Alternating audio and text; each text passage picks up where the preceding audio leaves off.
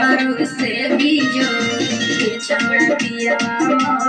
मिलल बारे तोहरो से बीजो छौड़ा तोहरो से बीजो छौड़ा पिया मिलल बारे तोहरो से बीजो छौड़ा पिया मिलल बारे तोहरो से बीजो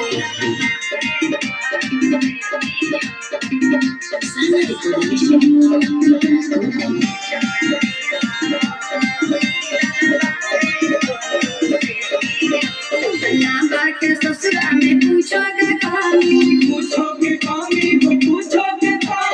दोनों घोड़ा के जोड़ी गई जानी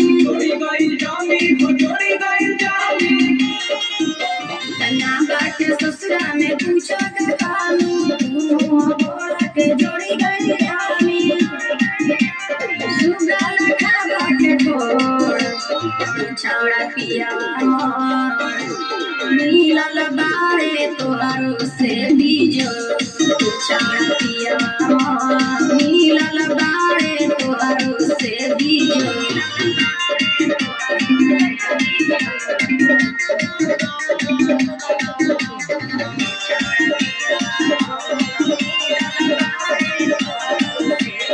हमेशा राजा से भइल हमर शादी ससुरा में कटतनी खूबे आजादी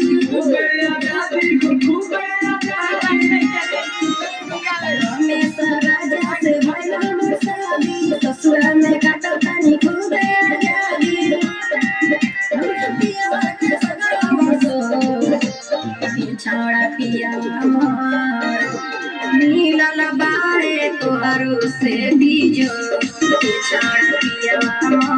मिलल बारे तोहरो से बीजो